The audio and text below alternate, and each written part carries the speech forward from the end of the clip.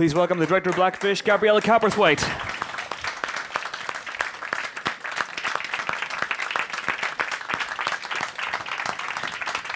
Hello. Hi. Nice to see you. Gabriela, welcome.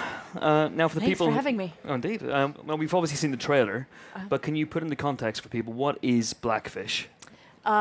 Blackfish is the name that the First Nations peoples, the Native Americans, the Pacific Northwest, used to call them.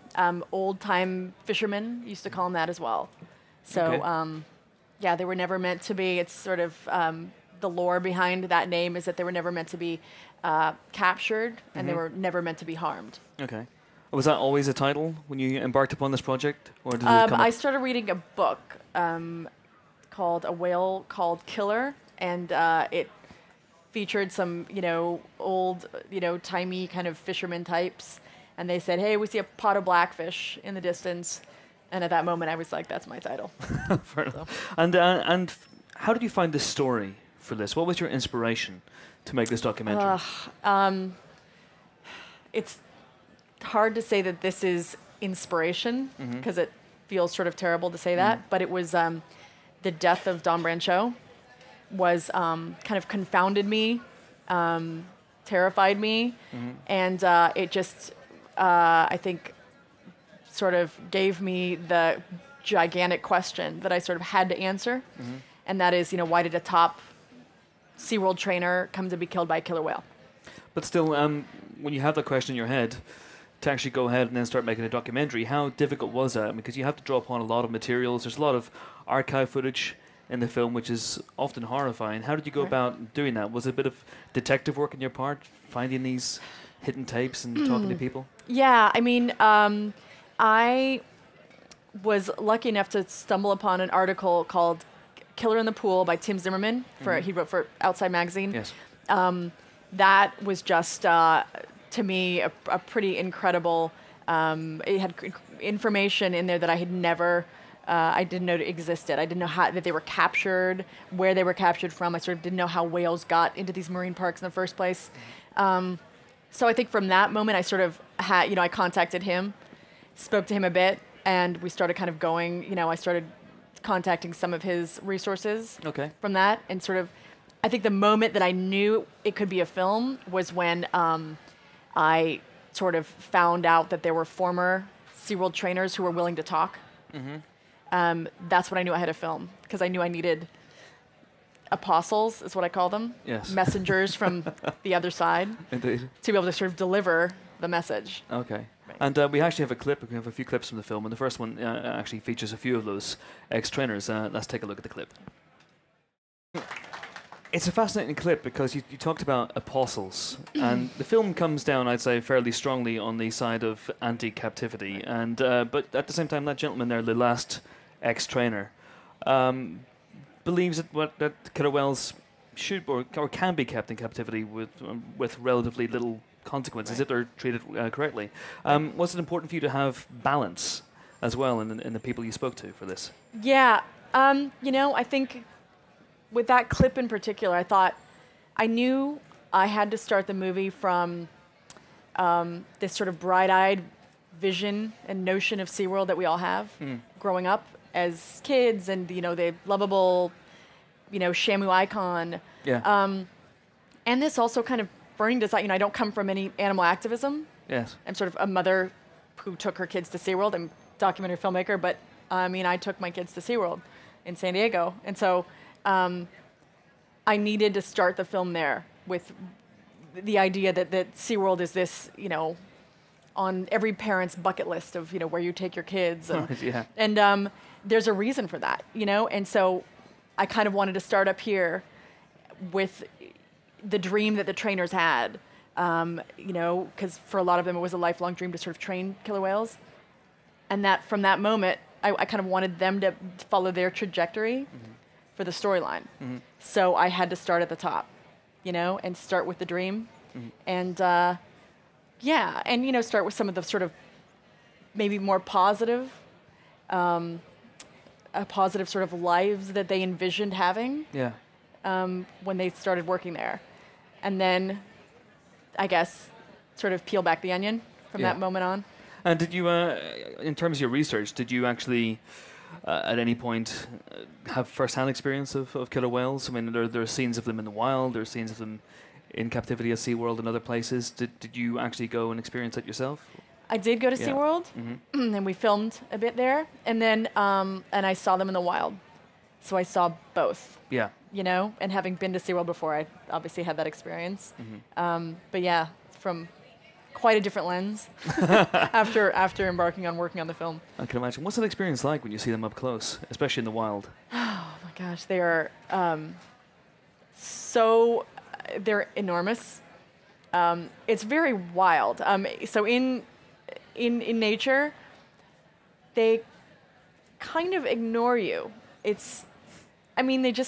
sort of just living their lives, and so you see these gigantic, dorsals swimming by, but they're not that, curious or really that interested. I mean, that was like my experience. And then in SeaWorld, they're surface resting. So they're, I think it's called logging. They just sort of rest on the surface. That's not typical natural killer whale behavior. Yeah. So, and then they come up to the glass and then, may sort of consider you or look at you. I mean, you are the only stimulus that they have, really, is people and trainers. So it is interesting because that's not their typical behavior to sort of stare at you. Yeah. So anyway, it's almost like seeing two different animals. Okay. Yeah, and a lot of people describe killer whales at SeaWorld or marine parks as being kind of facsimiles of the real thing. Yeah. You're not really getting a killer whale necessarily. Okay. I imagine a lot of people, like myself, have come to this documentary not knowing a great deal about killer whales. And is that where you started? I knew nothing. You know nothing? Yeah, I remember saying something like, I couldn't spell cetacean. I remember thinking that instead of saying echolocation, I said echolocution. There's just things that, and I thought echolocation was sort of like sonar, like what bats have. Okay, yeah. And I didn't understand that echolocation is actually kind of an ultrasound, essentially, that these, creatures are able to sort of, read kind of what's happening inside you, like they call it seeing with your ears, almost. Okay, yeah. No idea about any of that. No idea. Yeah. What really surprised you about killer whales in the course of your research, apart from learning those terms? Right. Yeah. The brain. Yeah. Just blew me away. So their brain is, that was revelatory for me, I think, just having that interview with that neuroscientist, Lori Marino. The brain is tremendously large, but we always hear that about primates, highly intelligent, large brain versus body size. I mean, but the brain of a killer whale is actually very large, obviously, but then they actually have a part that we don't even have. So they have everything that we have in our brains, but then they have an entire part that we don't have. We can't even identify it because we don't have it. Yeah. We haven't seen it. Yeah. That blew my mind. No pun intended. That totally blew me away. But you focus in the movie on Tilikum, who is a killer whale who's been involved with several deaths over the years, and the one that drew your attention obviously was Don Brancho, the most recent one. And can you talk about the decision to focus on Tilikum and how you went about doing that? I knew that for this documentary, I wanted to tell a story. I knew I didn't want it to be just a bunch of facts or I hate SeaWorld incidents, whatever, thrown into this big film. I knew that I just wanted to follow a storyline because, again, I didn't come at the subject matter from sort of an activist position. I just haven't earned those stripes. I didn't know. So what I could do and what I knew that I could do would be what I'm equipped to do, and that's just sort of tell a story. So I knew I wanted to start with Tilikum and going 40 years back, thereabouts. Yeah. And follow his trajectory along with the trainers. And I don't know, I guess for whatever reason, I just wanted the documentary to not be sort of pedantic and not be necessarily prescriptive, not telling you what you should feel or what you should do or anything like that. I wanted this to feel like a film, and I feel like as a result, you will sit through this because you're watching a story, not because you're sort of being told what to feel. And if you sit through the story, by the end of the 80 minutes, you will have digested a bunch of facts and a bunch of sort of truthful facts. Yes. And I just think the medium of storytelling was sort of the way to get at people who might not have cared much about animals, might have taken your kids to SeaWorld like I did, you know, didn't necessarily come to get a dose of medicine. So yeah, so I think that's, you know, Tilikum to me provided, he was the ultimate protagonist, antagonist. Yes, you know? because when I first read about the film, I saw it described as a obviously a documentary, but also a psychological thriller. Right. And it is that because the way you position Tilikum, he's like a ticking time bomb. Everything that happens to him in the SeaWorld, in his captivity, just builds and builds and builds and builds until the inevitable, I guess, happens. Yeah. Can you talk about that decision to go with that style? And I almost hate to admit this, but you know, I started out, you know, because my entry point to the film was through the death of Don Brancho. I read the autopsy reports really early on, and I sort of learned about that Don Brancho incident really early on, and it was so terrifying to me. It was just harrowing. So I was actually very scared of Tilikum, and I didn't have a natural empathy. Sadly, I just didn't have this natural empathy for this whale. I knew that there was a reason maybe for what he did or whatever, but I was sort of like too scared. It was like, it's just so easy to sort of demonize, you know, an animal in that situation. So I think when I went back to sort of Sealand and heard about his capture, and, you know, when he was captured from Iceland, we don't depict this in the film, but, you know, he was apparently kept in this, it's like a tank or like a hull of a ship or something for a year.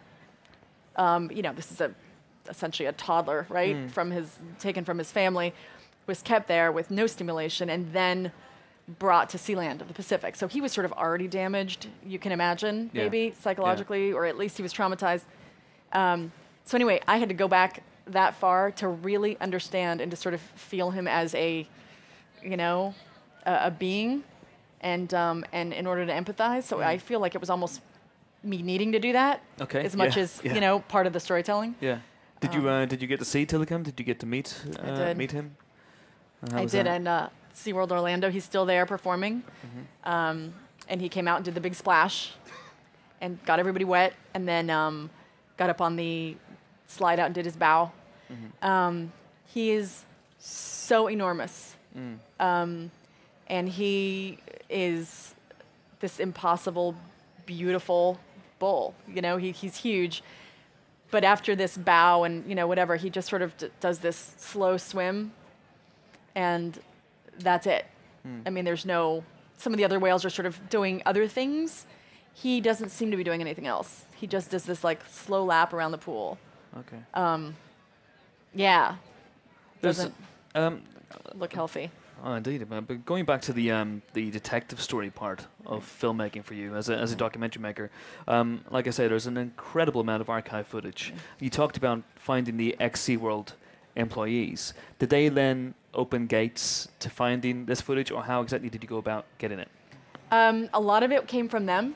Yeah. It actually came from their personal archives. But yeah, I mean, gosh, I think that OSHA, actually having been in court with SeaWorld. And OSHA is, sorry. OSHA, Occupational Safety and Health Administration? Administration? Yeah, there we go. Right. Okay, good.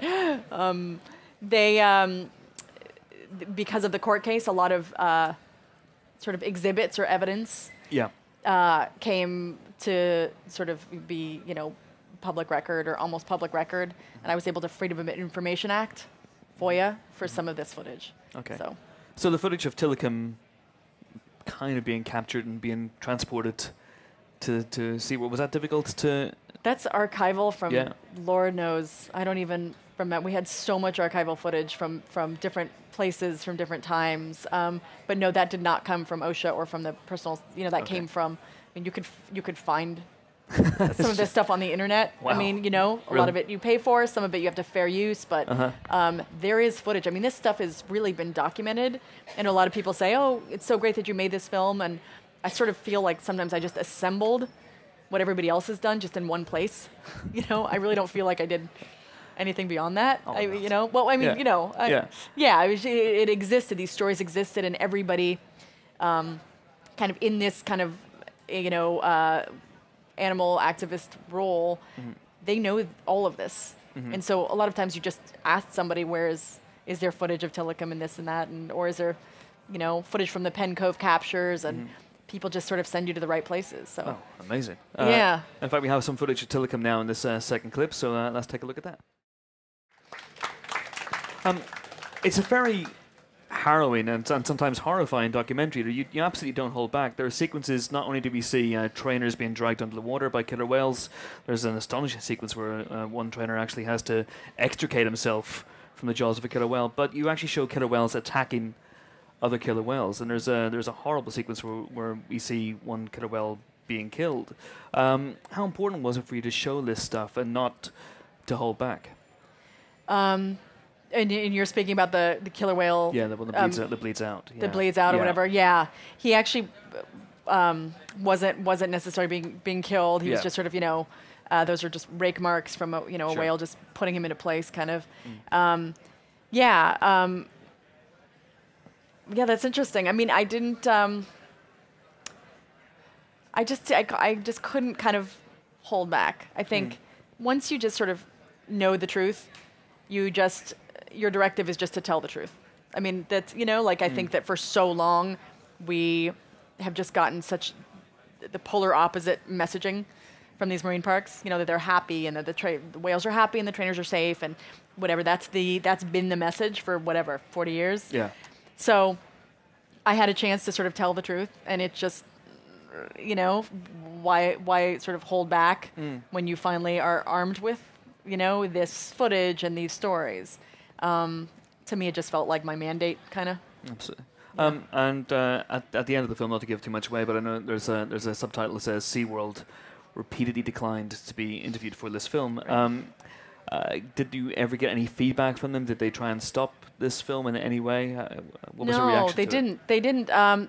They just told me that they were interested in being interviewed, and they were really sort of engaging that idea for a while, and then didn't, and then they said they didn't, they declined to be interviewed. Yeah, I mean, I think they didn't stop us. That was really my interaction with them. I did see them at the OSHA trial. I saw them, up on the witness stand, and members from SeaWorld sort of testifying, and from that I kind of got an idea of what it would have been like to interview them. And I realized that I'm not sure that really would have enhanced the film. Okay. I think they're so media trained. Yes. And they just have this, it's almost an accent. It's really strange. It's so media trained that they can redirect a question just like the best of them, and they can kind of give out a half truth, and they laugh at the right times and try and disarm everybody by kind of like lightening a story. But I don't know. It was just like it was really fascinating. I just don't know. I'm not sure that would have enhanced the film. Okay. And I also think, again, they've had 40 years of sort of controlling the message. And then, I have a 80-minute document here that sort of challenges that. And I think to be able to really just tell the truth was so much more important than being, give 5 minutes to SeaWorld and then 5 minutes to the former trainer who doesn't like SeaWorld, Yeah, sure. Rather than doing that, I sort of was like, I need to be faithful to the truth and let that be kind of my directive. Yeah, and again, going on this journey of discovery, did anything really surprise you about SeaWorld practices over the years? I mean, I noticed there's a document in the movie about the number of incidents that perhaps went unreported, where killer whales and trainers might have come together. Right. Right. Was that a big surprise? Yeah. Yeah. Yeah. I mean, it's like, how much time do you have? You know, like it's really like, yeah, plenty the of time. incident. We got I know, enough, yeah. right? Let's go through every incident. No, you know, there's the two sides that I hoped to represent in the film, and one is, you know, obviously the trainer incidents and kind of what happens to trainers when they're at SeaWorld, and you know, a lot of it is. You know, first of all, these are creatures that I think on a daily basis exercise restraint, and I think the species has to be given credit for just doing that. You know, for being in such a frustrating environment, and just completely just exercising, you know, self-restraint, self-discipline, not attacking, not going at people and exacting every, you know, frustration. And yet there are times when they just do, and they just sort of have had enough, and they teach lessons. This is, you know, all from trainers that have spoken about this. They, you know, if you as a trainer piss a whale off, that whale can wait a week, and you know, to put you in your place a week later, but won't necessarily be frustrated just at everybody, you know? Okay. Will be frustrated just at you, and will single you out later. Wow. So, I mean, this is, and, you know, again, that I think that trainers would say that the whales teach lessons more than they really, I mean, what Tilikum did was just so horrific and so off the charts compared to sort of what other whales do. I mean, they're very different. What Tilikum did to Dawn was, you can't even, whatever. It's a dismemberment. I mean, it's horrific. Yeah. What Kasatka did to Ken Peters, you know, the takedown, was more measured, I guess, you know? Yeah, that was very much Ken a Peters, lesson. Yeah. That's right. And Ken Peters, as a trainer, was up on the witness stand because I saw him in the trial, and he mentioned that he knew, beyond the shadow of a doubt, that she would not kill him. That he was sure the entire time. Wow. I mean, you watch that video and you're like, really? Didn't look that sure to me at all. It's an astonishing sequence. You should really check it out in the movie. But Don Brancho was killed in 2010. Yeah. How quickly, Len, did you get the ball rolling on making this documentary, and how long did it take to finish the thing? Probably the summer of 2010. So a few months later, I just was reading about it in development after it happened, and then started really sort of reaching out to people that summer. So 2010. So it's a year and a half or almost 2 years. And funding-wise, because I'm sure there's a lot of people in the audience who, you know, are keen filmmakers and maybe even keen documentary filmmakers. And where does the funding come from for something like this? I mean, an independent, precisely, an independent film, independent documentary. Right. You didn't go to Kickstarter, you didn't go to crowdsourcing. And no, where did they come from? I wrote a treatment, and I just kind of had that treatment, and started doing some research and started some development, and just took it to somebody who knew somebody who knew somebody who had money. It all started with a friend of mine, Rick Brookwell. And he was, you know, a former employer of mine from days, you know, past.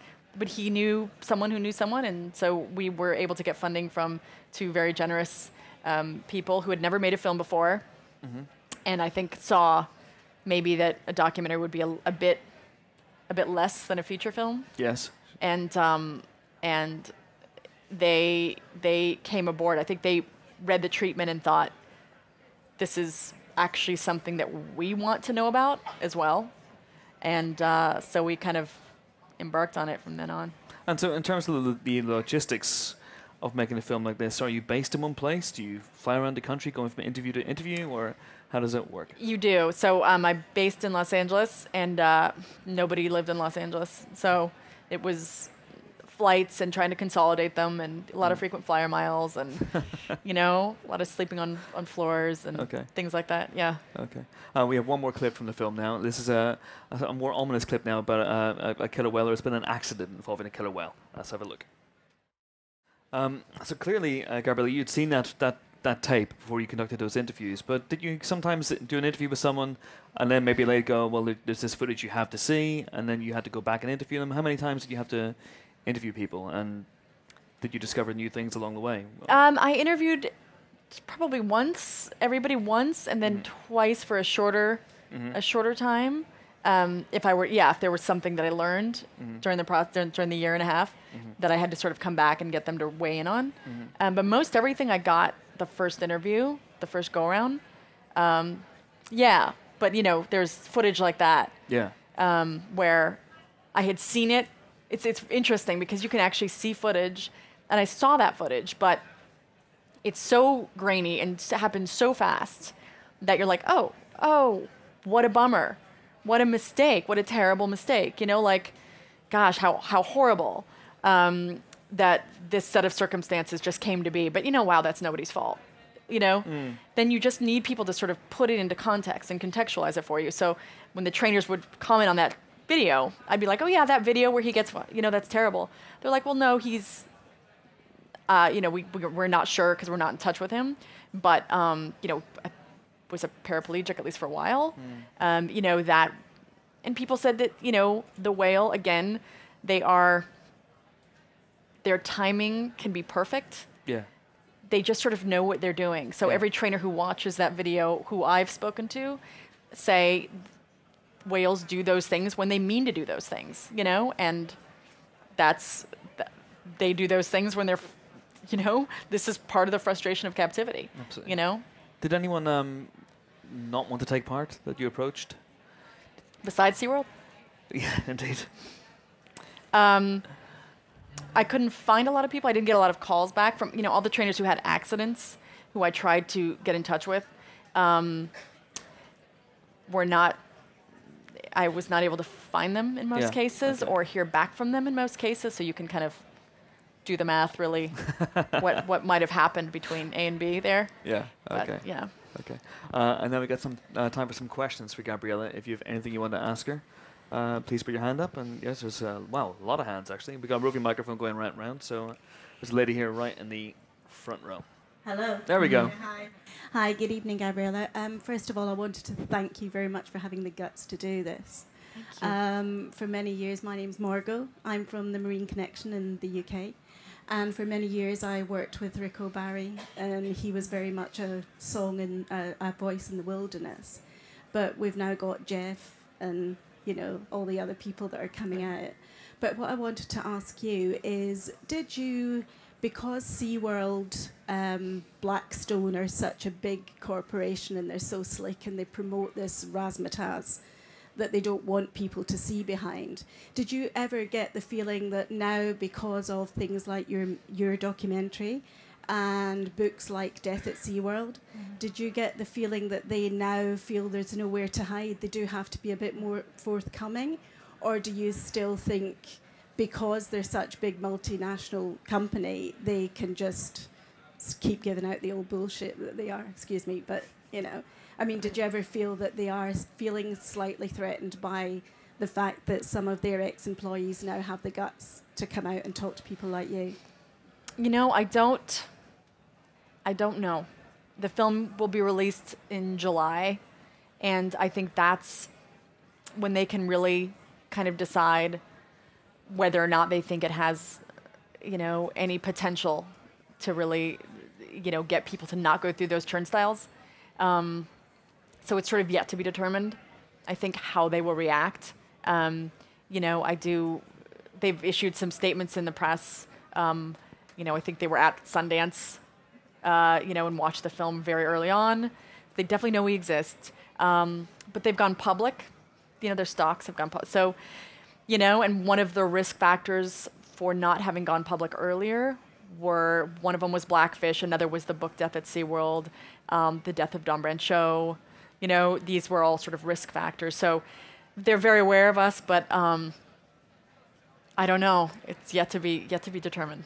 Okay, thank you so much. Thank you. And there's some more questions. There's a lady behind you here. If you could just pass the microphone back. Thank you. Hi. Hi. Thank you, first of all. I just wanted to ask, how aware were you of people's preconceptions about orca or killer whales when you were making this film, and how did that inform how you went about making it? I made it from a position of someone who went to SeaWorld. So I knew because I found out that the preconceptions about orcas or about SeaWorld were that, orcas are our friends. They are pretty happy, at SeaWorld. That's how I came into this. I mean, I would go to zoos oftentimes and be sort of depressed by like an orangutan or, and just be like, wow, you can really see the emotion on their faces and that doesn't feel right. And, yet a lot of zoos are, maybe, I don't know much about the behind the scenes or anything like that about zoos, but some of them are kind of there to preserve a species or they're educational. So, I would think, well, SeaWorld, well, that's a really great place. This zoo, not so much. Like SeaWorld, it's happy and clean. And so when I realized it was sort of the opposite, it blew my mind that, having an animal sort of there working for food, for entertainment, is kind of the lowest on the ethical totem pole. I came to that determination much later, I think, that personal feeling that I have. I came to that much later. So I wanted to go in with the preconceived notion that everybody likes SeaWorld. What about for people who have preconceptions that orcas are natural-born killers and that's their only incentive? I mean, was it important to you to make to differentiate between the fact that those characteristics come out when they're in captivity specifically? That's true. I mean, I think it's interesting. I think that people might have known that they're predators and top predators, and they take down great white sharks and do flip the sea lions up. People have seen some of that video, but I think overall, at least I think in the U.S., we're very beholden to sort of SeaWorld's image of happy Shamu, So yeah, I think that the fact that they would have had incidents with people at these marine parks was a huge surprise to people. And thank you. And talking of preconceptions, there's an amazing clip in the film from the Richard Harris movie Orca, which I think has formed. It was basically a Jaws ripoff that came after Jaws. Had you seen that film before? I remember seeing it as a little kid. Yeah.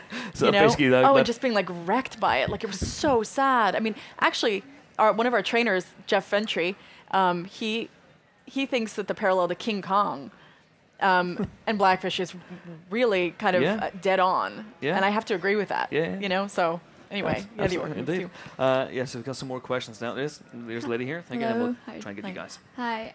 So my question would be, when you got all of the archive footage and you kind of had to put everything together, did you have a vision? And then when you went to interview all of the ex-trainers, did you have a set of questions, or did you kind of put everything aside and kind of went with the flow? To answer your first question, I think I always had in mind, the structure of the film and how I wanted to tell the film. And then once I started interviewing, I just punted it. It was like all wrong, which is the beauty of documentary. Like, you have to be comfortable with your filmmaking future being a question mark. So, it's very unstable. But, again, I wanted to kind of come on. I thought I was making a film about human beings and their animal counterparts in the world. And there's going to be SeaWorld's going to have a quote, and then the former trainer's going to have a quote, and it's just this big, film just kind of talking, very philosophical. I don't know what I was thinking, but that is not the film I ended up making. Once you know and find out what people are saying, you sort of are suddenly taken along a route, and you're just keeping up. So that was new for me to sort of seize control. I was also wondering, when you release the film, when it goes out in cinemas, are you waiting for a specific response from people? And perhaps after making this film and perhaps showing it to your kids, I wanted to know what their reaction was. Interesting. I don't know what my I don't know the reaction that I want people to have. I think I wanted to tell the story. I guess I want people who ingest that story to have the same feeling that I did, and that is, nothing is what it seems. Don't be a passive consumer. I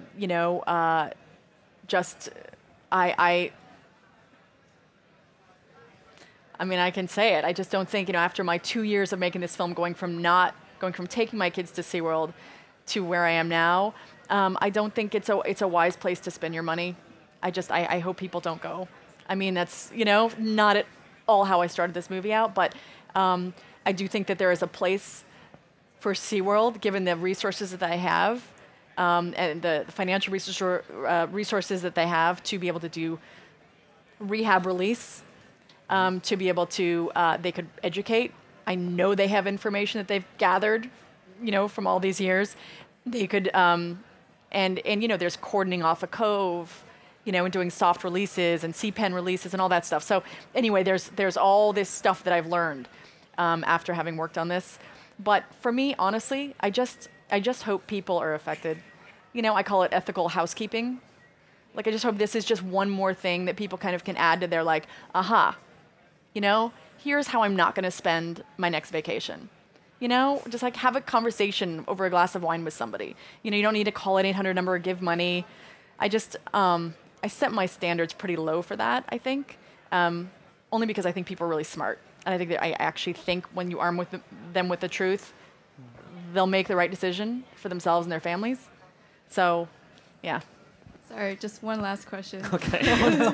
I haven't actually seen the film, but it kind of reminds me of The Cove, and I was wondering if there was similarities between the two. I actually saw The Cove about halfway through making the film, and this speaks to my naivete, but I thought it was about stuff happening in Japan. And then I'm doing this thing about SeaWorld in America and trainers, and, I thought there was, very little overlap, and was blown away by just how much the two have, in common in terms of, I think, what they're trying to do. And Louis Cefollos and Rico Berry are very aware, and they're supportive, and it's, hopefully an amazing partnership in the future with them. Fantastic. Thank you. And there's a gentleman right here at the very, very back with the beard. Thank you. Hi, Gabriela. I saw the film at Sundance. Congratulations. Absolutely brilliantly put together. Thank you. It gives you, you see them in the wild, you see them in captivity. I think it gives everybody an open mind. Like you say, you're not telling people what to think, which I thought was brilliant, the way you did that. Thank you. But I'd like to ask you if Dawn Blunjo's family in particular, if there's been any contact, if you had to, communicate with them and say, this is what I'm doing, and subsequently, this is what I've done. Yeah. I did reach out to them. They were the first people I called. I thought that they would be a voice in the movie and kind of the overarching voice in the movie. I think the hardest lesson I had to learn was that, for them was, regurgitating the story, the incident of Dawn over and over again, which I kind of had to do for the film. That's not necessarily in step with healing as a family. They're committed to that, and they're committed to remembering how great a person Dawn Brencho was. And, the film took a different route.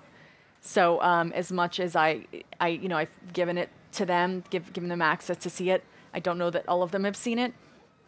But I can only just sort of hope that they see that, I can only hope that Dawn would be proud of something like this because of how much she loved the whales. And I think also because I think her sister said to me she would want her coworkers to be safe. So if that's all that I would know, if their family was okay with that, I think I'd be satisfied. Yeah, it's a tough one though. Thanks very much. Anyone with a last question? Yes, please, sir. And this is the last one. Thank you. What are you going to do next? Are you going to carry on making marine documentaries, or are you going to go for something totally different? I don't know. I have an idea I'm working on, and it's always percolating. Like as a documentary filmmaker, you always have doing something up there in the soup. So I hope to have something out in the future. But yes, I'm still making films. And do you have any advice to impart to young filmmakers who might want to follow in your footsteps? What should they do? How should they go about it? $64,000. Yes. No, it's a great question. I think I can only really speak to documentary filmmaking. So I would say that I think I spoke to a great filmmaker about this, and she was also a documentary filmmaker. But I think like a film seems like this sort of gestalt, like big, huge. Oh my God, you made a film, and it always seems like it's more than the sum of its parts. Yeah. But it's really just the parts. So it's really just getting up every morning and doing an interview and spending a little money on insurance is possible, and getting on a plane with your frequent flyer miles, with your gear, and doing that interview. So if you just remember that if you just keep working at the parts and getting up like it's your 9 to 5, don't spend time in the cafe, thinking and dreaming. Just blue collar it. You know what I mean? Like just get up and do it, and just borrow part by equipment, do whatever. part by part. Yeah. Right. You will have a film, and then when you have a film, I don't care how good it is, I don't care how short it is, it doesn't matter. You're now a filmmaker, so get there. Little blood, sweat, and tears doesn't hurt, but get there. So I think that's a lovely note in which to end. Actually, thanks so much for coming. Blackfish, of course, is out on July 26th. Thanks for your questions. Thanks most of all to Gabriela Cowperthwaite. Thank you. Thank you. Thank you.